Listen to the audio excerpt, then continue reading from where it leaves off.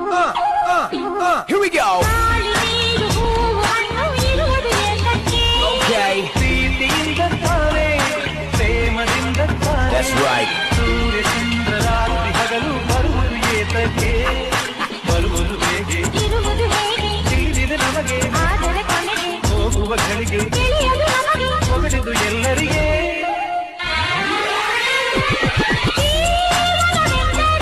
ಪ್ರೀತಿ ಎನ್ನೋಣ ಲೋಕದ ಸೃಷ್ಟಿಗೆ ಪ್ರೀತಿ ಕಾರಣ ಪ್ರೇಮಲೋಕದಿಂದ ತಂದ ಪ್ರೇಮದ ಸಂದೇಶ